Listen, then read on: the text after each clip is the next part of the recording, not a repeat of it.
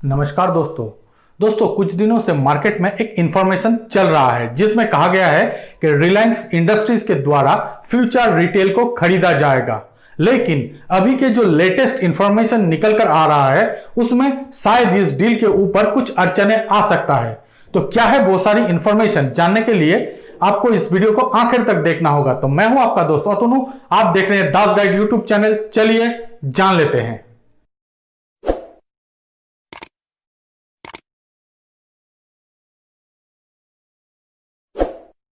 Reliance industries के द्वारा future retail को खरीदा जाएगा, इसके बारे में न्यूज ऑलरेडी मार्केट में फ्लोट कर रहा है और यह न्यूज कुछ हद तक सही भी है। मतलब रिलायंस के द्वारा वाकई में फ्यूचर रिटेल को खरीदा जाएगा, लेकिन अभी इसके ऊपर एक अड़चने आ गया है। यहां पर अमेजन के द्वारा यह अड़चने लगाया जा रहा है, ऐसा ही कुछ इंफॉर्मेशन निकल कर आया है। दोस्तों अमेजन के द्वारा 49% स्टेक खरीदा गया है फ्यूचर कूपन के और ये इनडायरेक्टली फ्यूचर रिटेल की 1.3% स्टेक को होल्ड करता है। इसीलिए सबसे बड़ा अड़चने आज के दिन में आ रहा है रिलायंस इंडस्ट्रीज के पास, जो कि फ्यूचर रिटेल खरीदने के लिए। अब दोस्तों फ्यूचर रिटेल के अंदर कुछ स्टेक अभी भी प्रोमोटरों के पास हैं। यहां पर 2.72% स्टेक प्रोमोटरों के पास हैं। अब दोस्तों यहां पर छोटा सा जानकारी मैं दे दूं कि बिग बाजार नाम की जो ब्रांड है वो फ्यूचर रिटेल के अंदर आता है।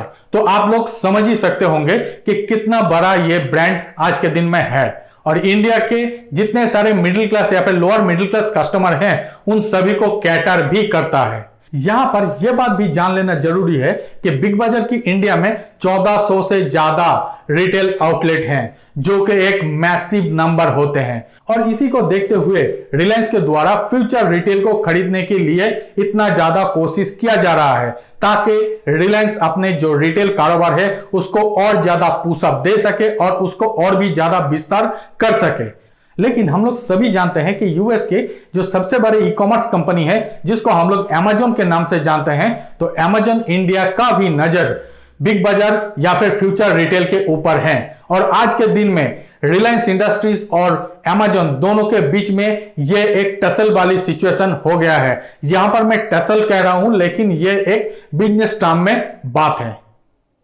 दोस्तों अब आगे चल के देखना होगा कि कौन सा कंपनी एक्चुअल में फ्यूचर रिटेल को खरीदते हैं। हालांकि यह बात भी यहां पर कह देना जरूरी है, 2019 में ही फ्यूचर कूपन के अंदर स्टेक खरीदा गया था और अगले आने वाले 10 सालों के अंदर अमेजन के द्वारा फ्यूचर रिटेल में कंट्रोलिंग स्टेक लिया जाएगा।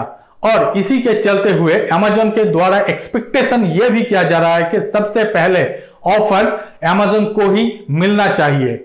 अब दोस्तों यहां पर तीसरी और एक एंगल आते हैं जो कि है किशोर बियानी जी की। यहां पर किशोर बियानी जी चाहते हैं कि 2022 तक ये जो पूरी प्रोसीड्योर है ये कंप्लीट हो जाए ताकि किशोर बियानी जी की जो अभी तक डेट है, मतलब फ्यूचर ग्रुप और बाकी सारे ग्रुप के अंदर उन सभी डेट को वो कम कर पाए।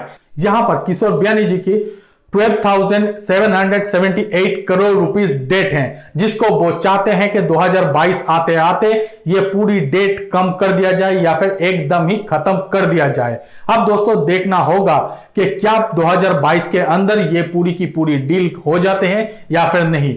और अगर 2022 तक ये डील हो जाते हैं तो शायद या फिर सबसे ज्यादा जो प्रोबेबिलिटी या फिर पॉसिबिलिटीज हैं वो रिलायंस के पास ही आते हैं। मतलब रिलायंस के द्वारा ही ये डील क्रैक किया जाएगा, ऐसा ही कुछ उम्मीद यहां पर निकल कर आते हैं। लेकिन यह बात भी हम लोगों को जान लेना जरूरी है कि अमेजन भी एक बहुत ही बड़ा और ग्लोबल प्लेयर है, तो उनके पास भी फंडिंग की कोई भी इश्यूज नहीं होगा। हाँ, जो प्रॉब्लम हो सकता है वो सिर्फ ये कि इंडिया में इन्वेस्टमेंट रिलेटेड जो नॉर्म्स है उसके ऊपर। इसके अलावा दोस्तों मैं और एक एडिशनल इंफॉर्मेशन आप लोगों के साथ शेयर कर देता हूं, वो ये कि अमेजन और एस कैपिटल के द्वारा इंडिया में आदित्य बिरला ग्रुप के मोर ग्रोसरी रिटेल को ऑलरेडी खरीद लिया गया है। यह एक बहुत ही बड़ा इंफॉर्मेशन है और शायद आप लोगों को इसके बारे में पता भी होगा, लेकिन मुझे लगा इसके बारे में भी आप लोगों को बताना जरूरी है, तो इसीलिए मैंने ये इस वीडियो में ये भी बता दिया। तो उम्मीद करता हूं यह सारी इंफॉर्मेशन आप लोगों को अच्छा लगा होगा। अगर अच्छा लगे तो हमारे वीडियो को लाइक कर दीजिए, अपने दोस्तों के साथ इसको शेयर कर दीजिए और हमारे चैनल को सब्सक्राइब जरूर कीजिए। तो मिलते हैं अगले वीडियो में, तब तक के लिए नमस्कार।